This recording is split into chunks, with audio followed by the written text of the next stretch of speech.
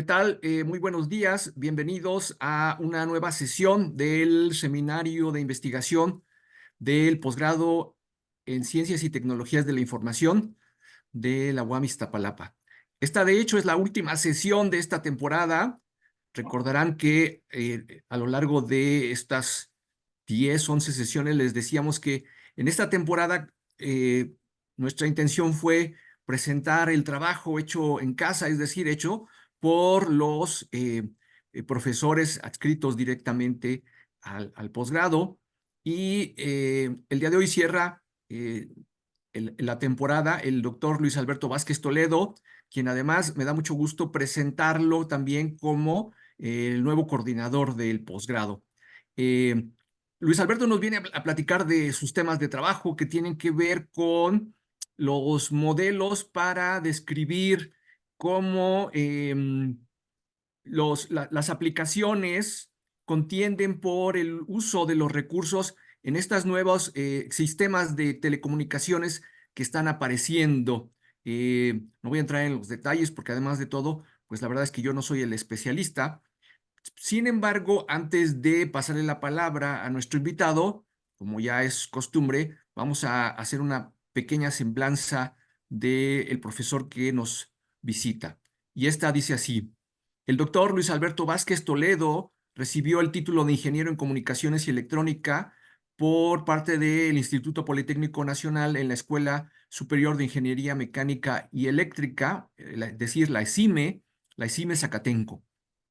Posteriormente, recibió el grado de maestro en ciencias y el grado de doctor en ciencias en ingeniería eléctrica, ambos por parte del Centro de Investigación y de Estudios Avanzados del Instituto Politécnico Nacional, el famoso CINVESTAV.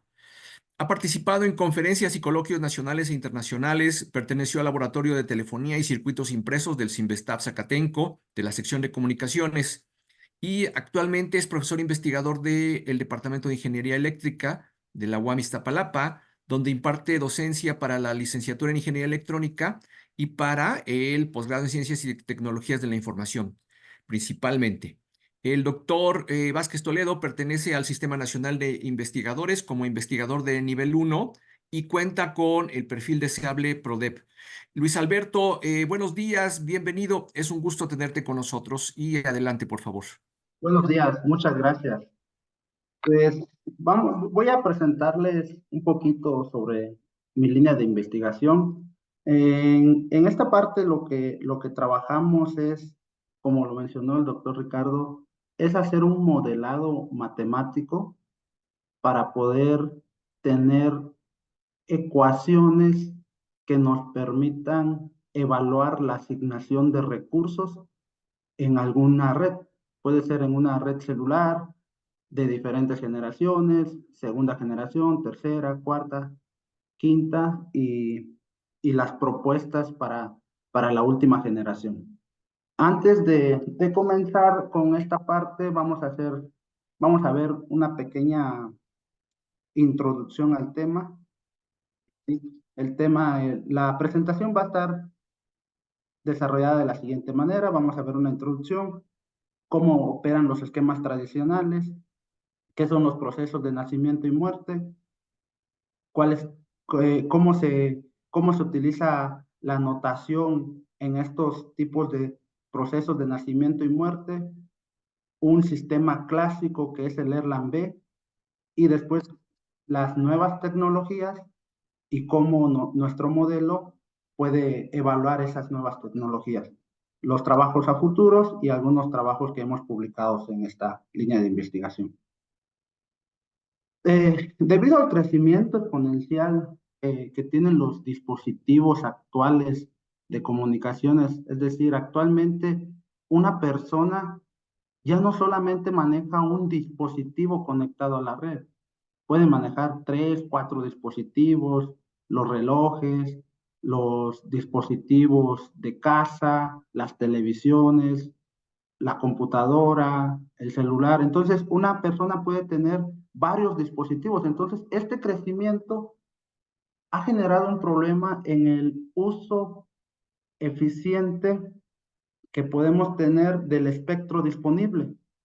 ¿Sí? Entonces, ya somos tanto que el espectro lo estamos, lo estamos desbordando. Una de las alternativas para hacerle frente a este problema es utilizar las nuevas técnicas de acceso al medio o las redes de radio cognitivo. En esta presentación vamos a ver las nuevas técnicas de acceso al medio. Imagínense ir al cajero a retirar dinero, ¿no? Si ustedes observan ese cajero, un solo cajero, durante un tiempo determinado, por decir 2 horas, en esas 2 horas, ¿cuántos usuarios llegan al cajero? ¿Cuánto tiempo tarda entre un usuario y otro? Es decir, entre el arribo de los usuarios. Ese tiempo es una variable aleatoria.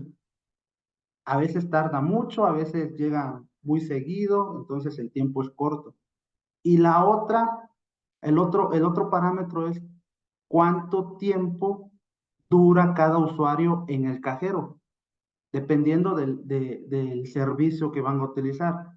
Unos duran poquito tiempo, tal vez consultar su saldo, otros duran más si van a hacer un pago. Entonces, ese tiempo se le llama tiempo de servicio del usuario. Estas dos variables, el tiempo entre arribos y el tiempo de servicios, son variables aleatorias. Si nosotros hacemos la semejanza con una red, por ejemplo, una red celular, entonces sería cada cuándo un usuario arriba al sistema y cuánto dura la llamada de cada usuario. Esas son las variables aleatorias. Y esas variables aleatorias tienen una función de densidad, se comportan de alguna manera. Para la telefonía, esas variables aleatorias las manejamos con una distribución exponencial. Si cumple que las variables aleatorias, tanto de tiempo de servicio como el tiempo entre arribos, son exponenciales, podemos hablar de un proceso markoviano, ¿sí? De procesos de arribo de Markov. Ok, eso es con un cajero. ¿Qué pasa si ponemos más cajeros? Entonces podemos atender a varios usuarios al mismo tiempo.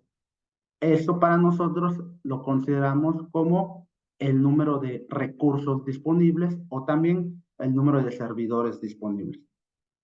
Ok, entonces, este tipo de análisis se utiliza en diferentes aplicaciones.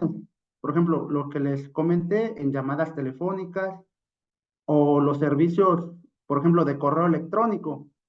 Cuando nosotros enviamos un correo electrónico, si el sistema está saturado, no necesariamente debe enviarse en ese momento. Ese tipo de servicios se le llaman servicios tolerantes al retardo. Se pueden colocar en una cola de espera y cuando se libere un recurso, ya se envía el correo electrónico.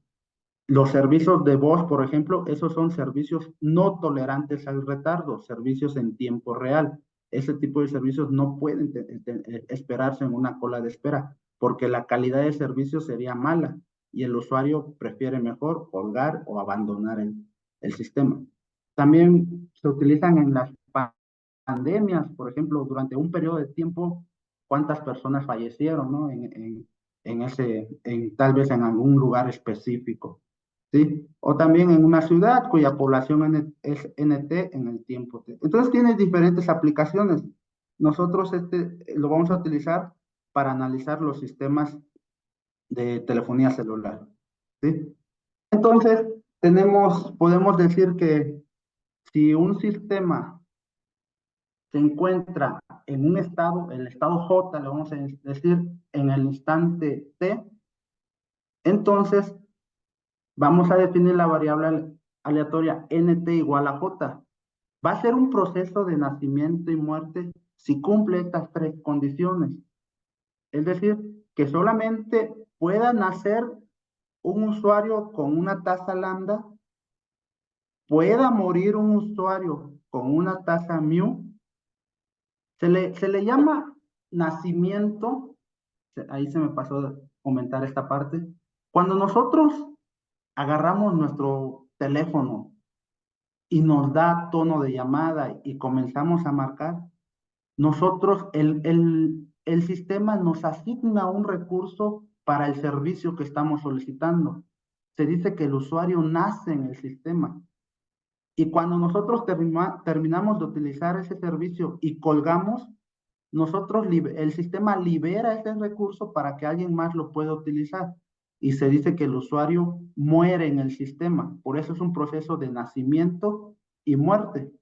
Y los usuarios van a nacer con una tasa, aquí le llamamos tasa lambda, y van a morir con una tasa mu.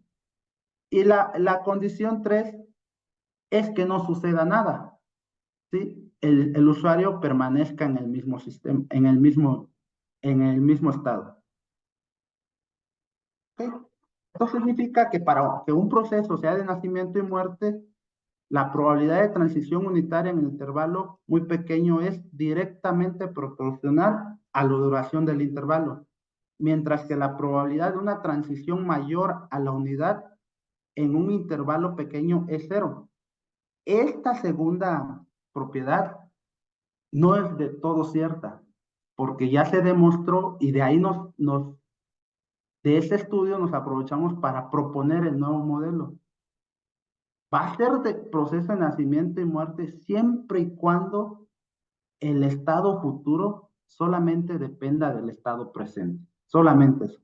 Esto en mucho tiempo se trabajó así, pero actualmente se ha demostrado matemáticamente y por simulaciones y evaluaciones de sistemas que esto tiene una pequeña variedad en donde permiten transiciones hacia otros estados, no solamente hacia el adyacente, pueden ir hacia dos estados más, y eso más adelante lo explicamos. ¿Ok? Entonces, si definimos a PJ como la probabilidad de que el sistema se encuentre en el estado J, ¿sí? Entonces, nuestro balance de ecuaciones se muestra de la siguiente manera.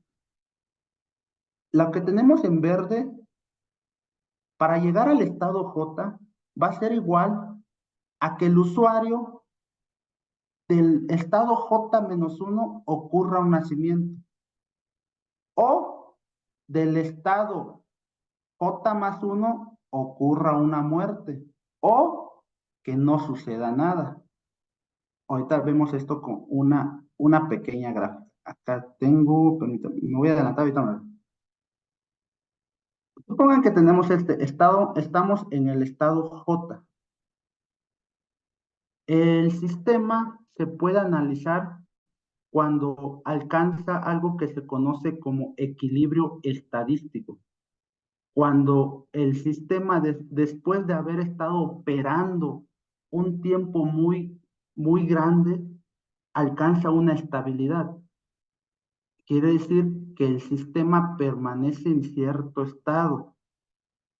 Las variables ya no van a depender del tiempo, ¿sí? Entonces, cuando alcanza la estabilidad, se dice que la tasa de subida es la misma que la tasa de bajada, es decir, la tasa de salida es igual a la tasa de entrada. Vean el estado J. ¿Cómo salgo del estado J? ¿Con un nacimiento o con una muerte? ¿Y cómo entro al estado J? ¿Con un nacimiento o con una muerte? ¿Ok?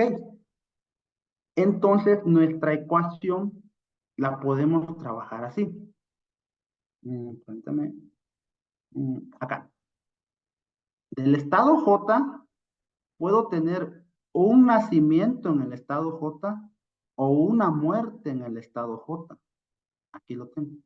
Un nacimiento en el estado J o una muerte en el estado J.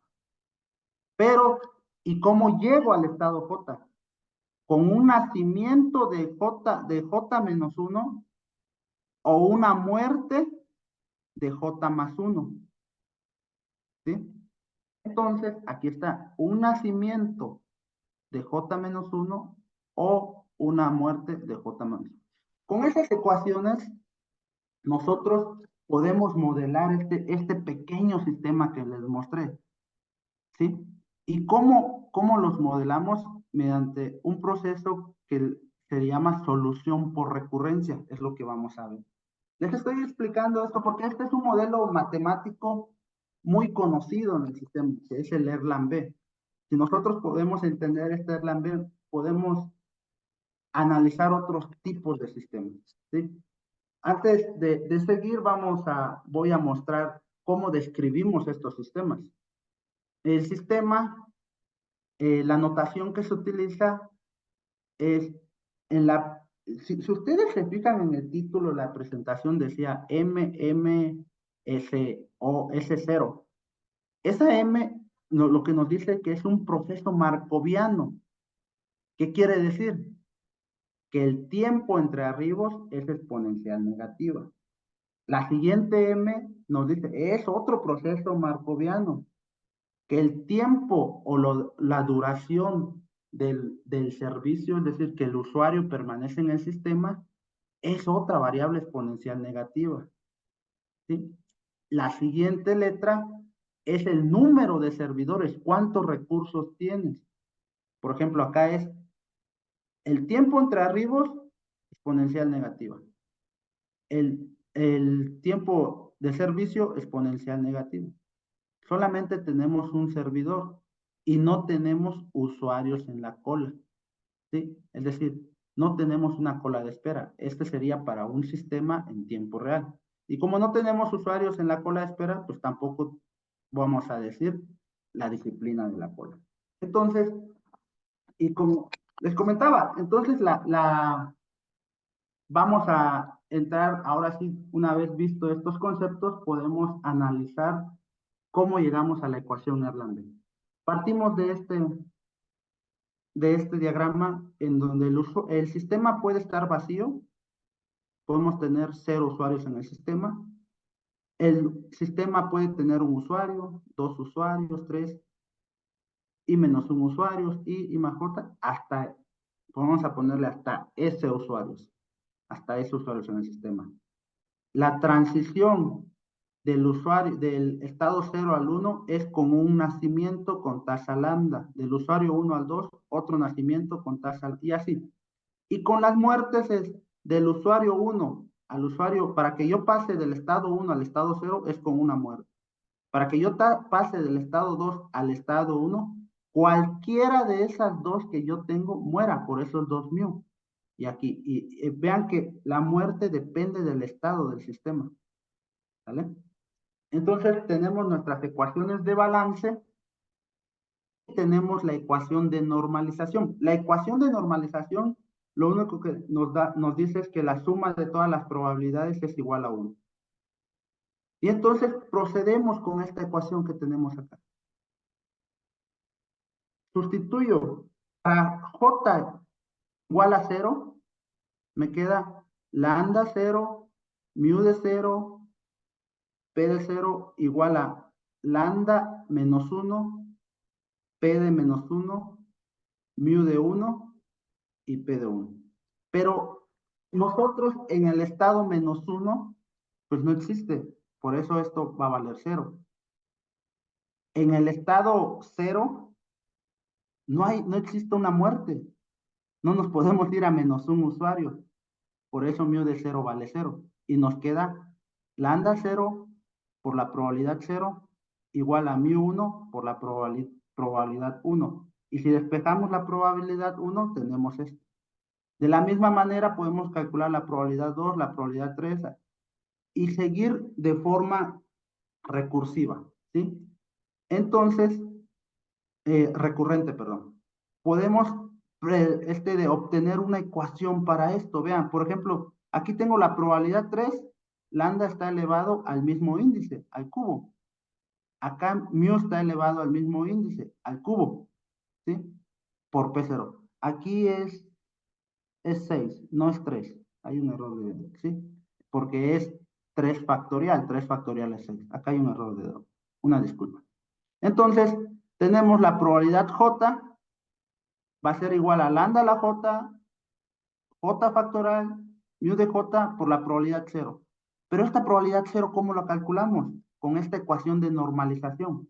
Tenemos probabilidad 0, más probabilidad 1, más probabilidad 2, más probabilidad 3, hasta probabilidad S igual a 0. pero todas las probabilidades están en términos de probabilidad cero. Aquí lo sustituimos y pues acá igual es 6, no es 3. Y podemos encontrar la probabilidad cero. Aquí está. Sustituyendo en esta ecuación, tenemos esto, lo que nos da es la probabilidad de estar en cualquier estado del sistema. ¿Y cuándo nuestros usuarios se van a bloquear?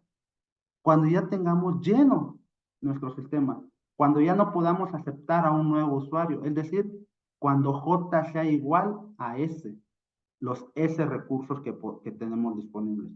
Para J igual a S, definimos al tráfico ofrecido como lambda sobre mu, tenemos esta ecuación. Esta ecuación es la que conocemos como la ecuación de Erlang-B y nos sirve para evaluar los sistemas en tiempo real, los sistemas con servicios en tiempo real no tolerantes al retardo, para evaluar la probabilidad de bloqueo del sistema. Ok, esto es algo, los esquemas tradicionales que funcionan. Y vamos a utilizar esta teoría, ¿para qué? Para trabajar en los nuevos sistemas de acceso al medio. Los sistemas tradicionales que son, por ejemplo, el acceso múltiple por división de frecuencia, acceso múltiple por división de tiempo, por división de código o por división de frecuencia ortogonal, se hacen asignaciones ortogonales, es decir, a cada usuario solamente se le asigna un recurso, ya sea en tiempo, en frecuencia o en código o alguna combinación de estas. Lo que se propone con NOMA, el acceso múltiple no ortogonal, es que en un recurso podamos tener más de un usuario, tal vez 2, 3 usuarios, 4, y nos va a decir, pero no se van a interferir. Sí, los usuarios se interfieren entre sí, pero es una interferencia controlada. ¿Y cómo se hace esto? Al usuario que presenta mejor condición de canal, mejor relación señal a ruido, se le asigna una potencia pequeña. Al usuario que presenta la peor condición de canal, se le asigna mayor potencia. ¿Y para qué hacemos esto? Supongamos en este ejemplo, tenemos dos usuarios. El usuario 1 tiene mejores condiciones. El usuario 2 tiene más interferencia. Su relación señal a interferencia es muy pobre. Entonces, al usuario 2 se le da que para que transmita con mayor potencia y el usuario 1 con menor potencia. Entonces, ¿qué es lo que va a hacer el decodificador? Al usuario 2 lo puede identificar porque trae mayor potencia y lo decodifica. Al usuario 1, primero identifica al usuario 2, elimina esa interferencia y después decodifica al usuario 1. ¿Sí? Entonces, esta se le llama cancelación de interferencias sucesivas. Aprovechando que en un recurso podemos tener más usuarios, aquí se propone analizar el caso de 2 usuarios por recurso. Para esto describimos al sistema de la siguiente manera. Se propone un modelo de operación de sistemas considerando la integración tanto de OMA como de NOMA. Es decir, si trabaja de forma tradicional, sería OMA, un usuario por recurso. Pero si trabaja con las nuevas tecnologías, sería NOMA. En este caso, 2 usuarios por recursos. Tenemos servidores en el sistema, tenemos la tasa de usuarios OMA, lambda 1, la tasa de arribos de usuarios NOMA, lambda 2, y la tasa total es lambda 1 más lambda 2, y la tasa de muertes, aquí los usuarios mueren independientemente, no porque nacen 2 usuarios en un recurso, los 2 tengan que morir al mismo tiempo, no, puede morir un usuario y el otro usuario quedarse en el recurso. Entonces proponemos este modelo. Vean, si nosotros quitamos la parte de azul, tenemos el modelo tradicional que habíamos visto, el Erlang-B. Nacimientos con tasas constantes, aquí lambda 1, y muertes con tasas que dependen del estado. Pero además agregamos a que en el instante 0 pueden nacer 2. Entonces lambda 2 sería de 0 a 2. En uno sería de 1 a 3 y así. Ir naciendo de 2 en 2 o una combinación de estas. Entonces, para esto debemos de encontrar una ecuación de balance. ¿Sí? La ecuación de balance la podemos obtener de acá. Tenemos, por ejemplo, en el estado J, ¿cómo salgo del estado J? Con lambda 1, con lambda 2 o con una muerte, J mu. Entonces tengo acá lambda 1, lambda 2 o una muerte. ¿Y cómo entro al estado J?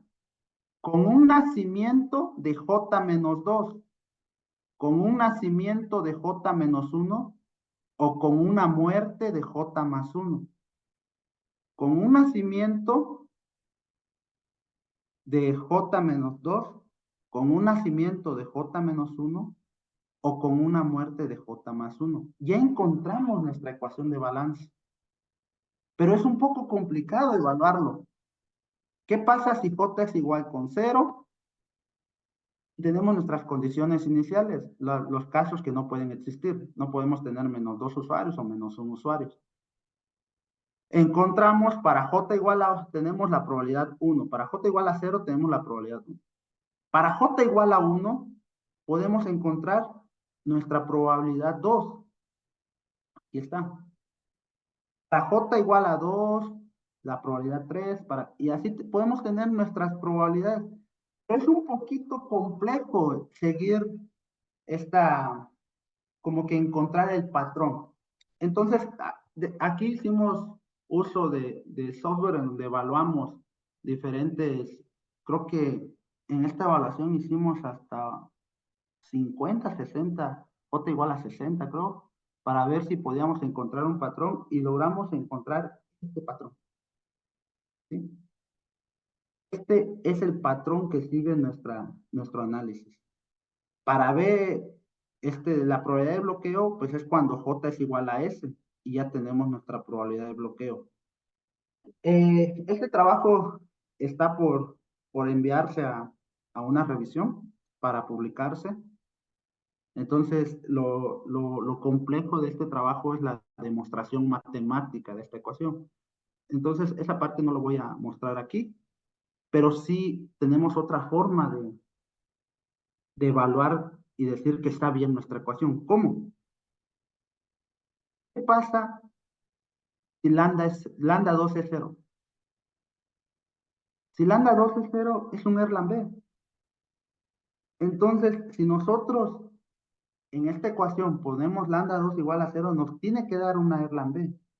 Bien, aquí primero nuestra ecuación la programamos el algoritmo tal cual y diseñamos un simulador de eventos discretos. Y vean los resultados del simulador y nuestra simulación, pues nuestro algoritmo, perdón, están muy cercanos, son muy parecidos.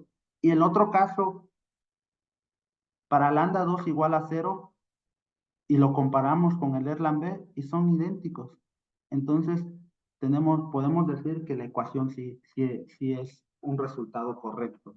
Y también el análisis, la ecuación, la solución por deducción que hicimos, la verdad es una solución compleja.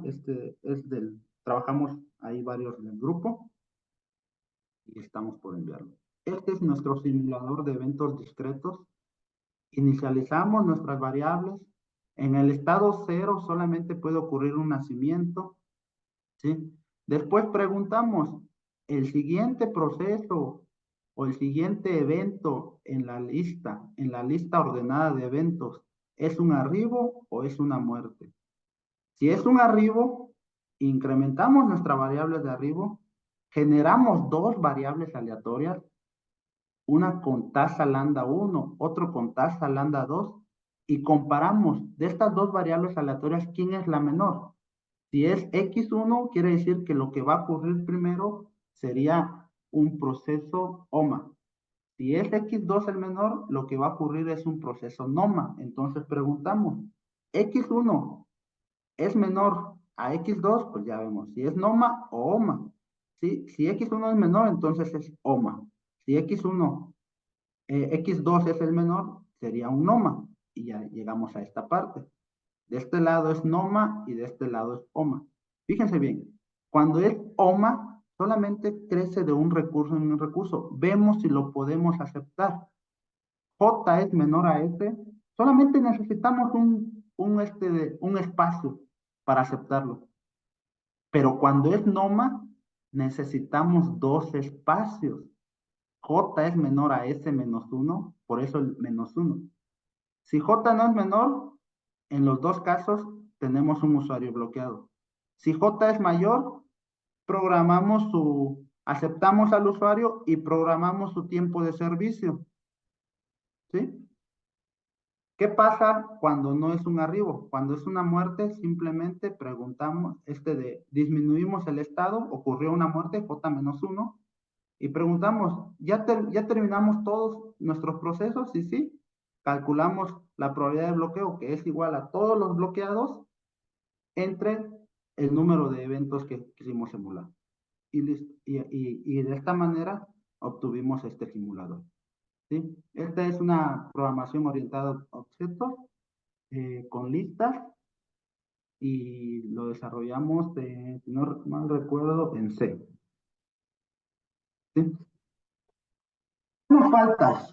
Nos falta trabajar diferentes tipos de servicios. Por ejemplo, si queremos un servicio eh, tolerante al retardo, con distribuciones de cola pesada, por ejemplo, Pareto, pues necesitamos una cola de espera. Usuarios que se puedan quedar en una cola de espera y cuando puedan tener una política de atención en la cola de espera. Tal vez la más simple es los primeros que ingresan a la cola son los primeros en ser atendidos. O también por prioridad.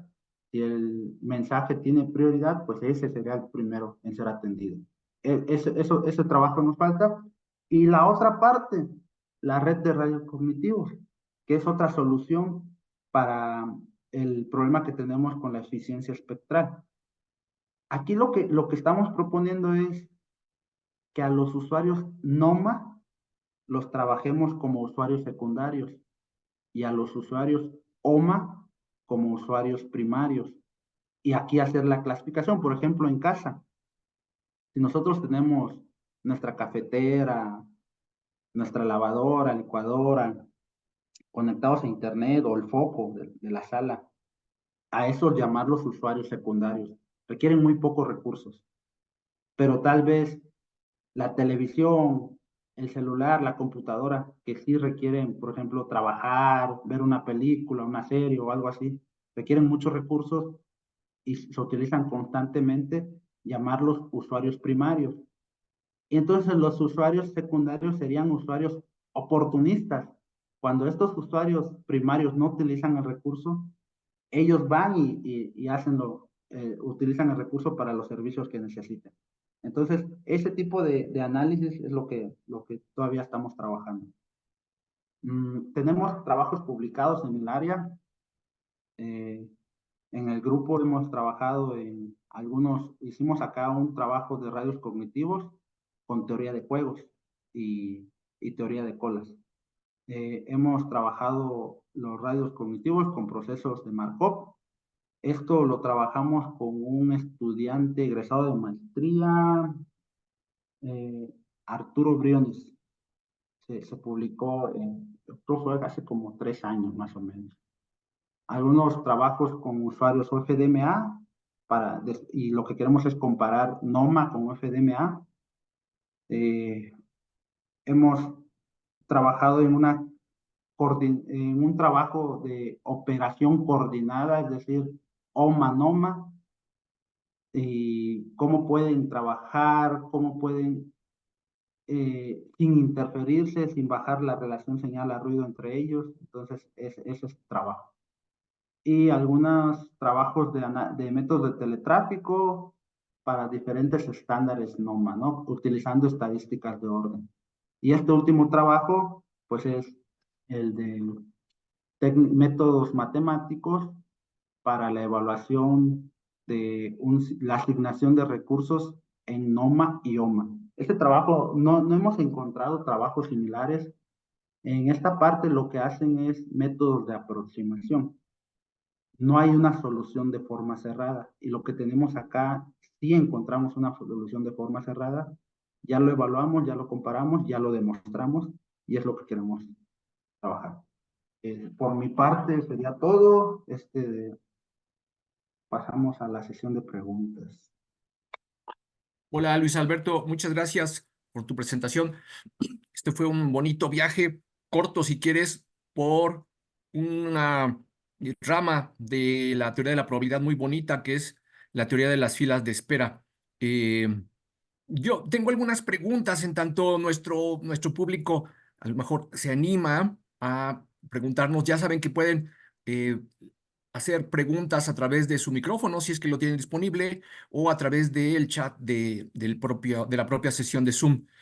Aquí mi primera pregunta es, Luis Alberto, eh, estos modelos de teletráfico basados en la notación de Kendall, ¿no será que ya hay algún paquete que nos permita con facilidad definir el proceso de arribo, el proceso de servicio, el número de servidores, que si el buffer es finito, infinito, que si la población es finita, infinita, que si la disciplina de servicio? ¿No hay un paquete así? Porque yo, Sí, yo siempre he visto en la comunidad que terminan desarrollando sus propios simuladores, y yo mismo incluso, pero después de esta teoría de las filas de espera de Kendall, pues ya tiene yo creo que más de 50 años, ¿no? Pero ¿habrá ya un paquete estándar con el que la comunidad pueda trabajar? sí, existen de paqueterías. Hay unas que son gratuitas hasta cierto punto. Ya si Ujú. quieres evaluar más cosas, ya tienes que pagar. Pero, ¿cuál es la ventaja de hacer nuestro propio simulador?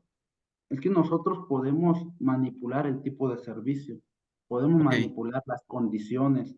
Por ejemplo, en el trabajo que sigue es priorizar a los usuarios. Es ok. decir, a ver, y reservación de recursos.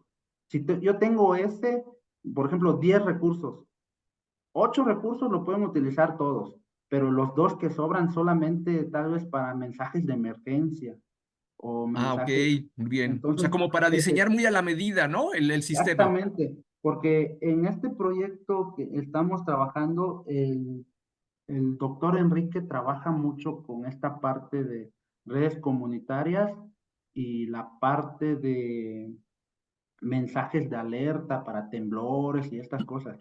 Entonces, y ahí trabajar los radios cognitivos, necesitamos tener un recurso, un servicio prioritario y hacer esa reservación del canal. Los Y paquetes que así, existen no se podrían. Tendríamos, por eso nosotros desde un principio, digamos, si vamos para allá, desde un principio vamos a diseñar nuestro simulador. Sí, por eso lo hicimos. Pero sí y hay, en ese simulador a la medida puedes incluso definir, digamos, tipos de usuarios, ¿no? exactamente. ¿No? Exactamente. Usuarios primarios, como se utiliza mucho en las nuevas tecnologías, y usuarios secundarios u oportunistas. Exactamente, sí, exacto. Por eso lo Ujú. hacemos. Sí, De pronto, parecería como que este es un tema muy cercano a las telecomunicaciones, pero para la gente de nuestra comunidad que también trabaja del lado de la computación, pues yo quisiera decirles que muchos sistemas de computación también pueden ser descritos y modelados con este tipo de herramientas, ¿no? Estoy pensando, por ejemplo, en un sistema operativo de estos que se llaman por lotes, en donde tú atiendes varios procesos simultáneos con un solo procesador, pero les das ranuras de tiempo, ¿no? Entonces, este, es una rama de las tecnologías de la información, el modelado de procesos, el modelado estocástico, que bien vale la pena que nuestros alumnos consideren como parte de su formación. ¿Tú qué les sí, dirías a nuestros alumnos, Luis por aquí Alberto? veo a Gilberto Torres de computación, doctorado de computación, y él tomó este curso conmigo. Y Perfecto. sí, Saludamos a Gilberto. Ujú. Este, También muchos sistemas productivos se pueden modelar con líneas de espera. Exactamente, Gilberto. Muchos sistemas, de la industria. Se pueden modelar exacto como filas o como incluso redes de filas de espera, ¿no, Luis Alberto? Exactamente, inclusive como lo comenté al inicio, eh, cuando estuvimos al inicio de la pandemia, el este de comportamiento y crecimiento de la pandemia lo utilizaban como modelos de cola de espera. Exactamente. Pues alguien más de la comunidad que quiera hacer alguna pregunta de nuestro público. Por ahí alguien levantó la manita. Sí, creo J. que Buenos días. Sí, ¿Cuál fue el principal motivo de emplear el lenguaje C al momento de codificar el algoritmo? Nos pregunta J.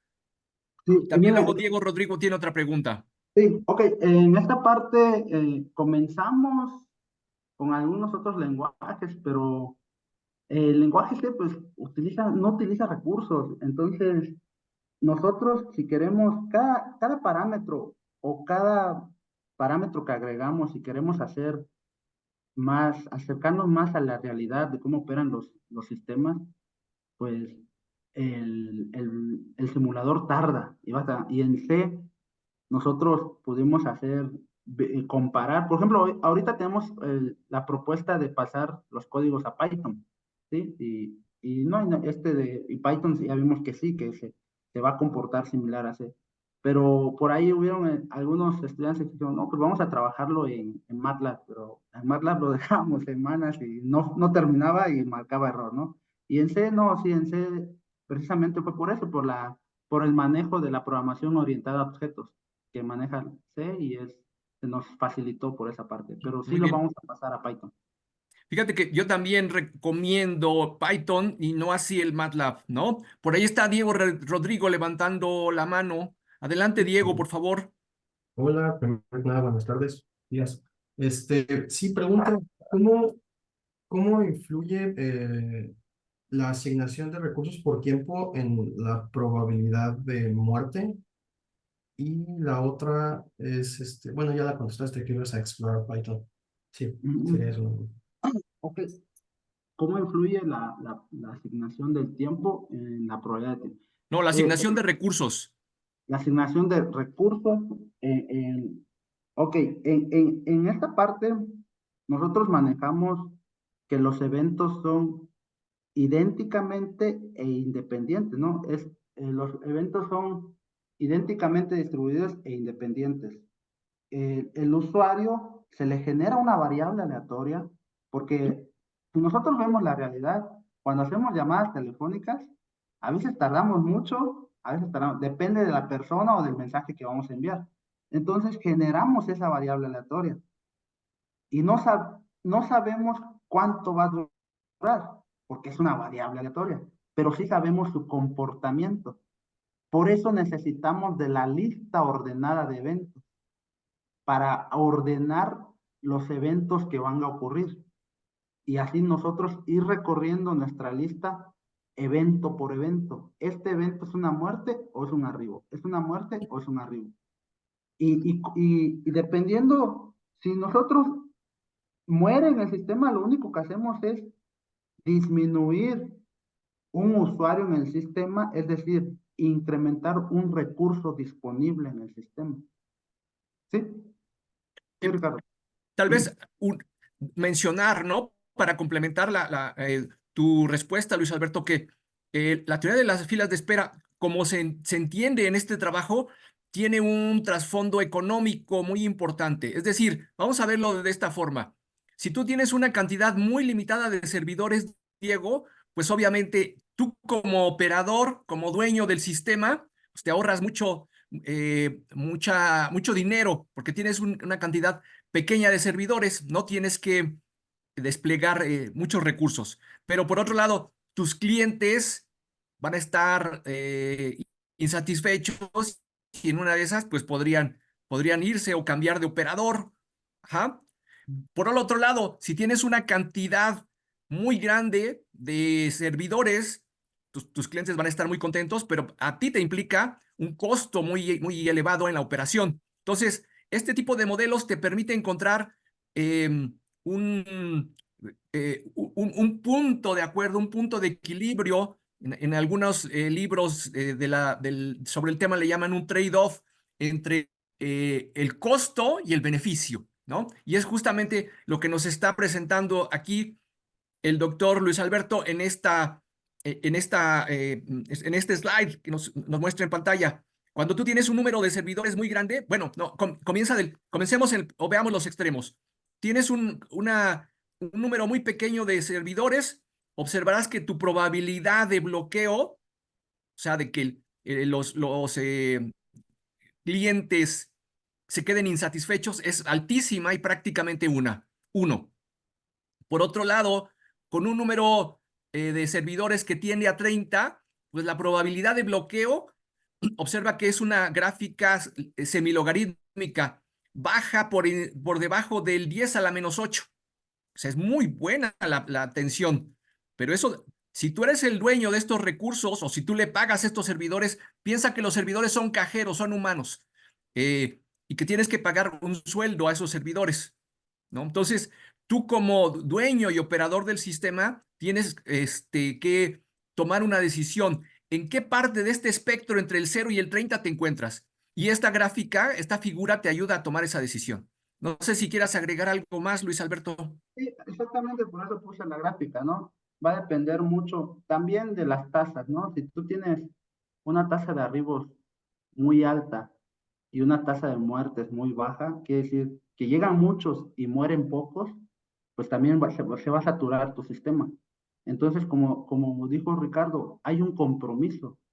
Ahí hay un compromiso porque en los sistemas de comunicaciones y los sistemas de computación, ganas en algo, pero pierdes en otra cosa. Entonces, ¿qué Es el tanto trade-off. ganas y qué tanto pierdes? Eso es lo que tú debes de evaluar.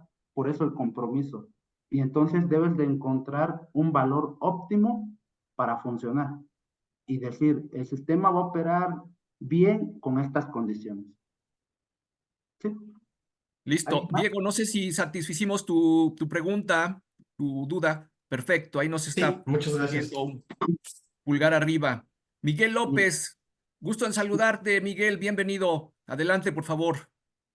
¿En los sistemas NOMA es posible tener más de 2 usuarios tratando de acceder simultáneamente? Sí, Pregunta sí, Miguel López, Luis Alberto.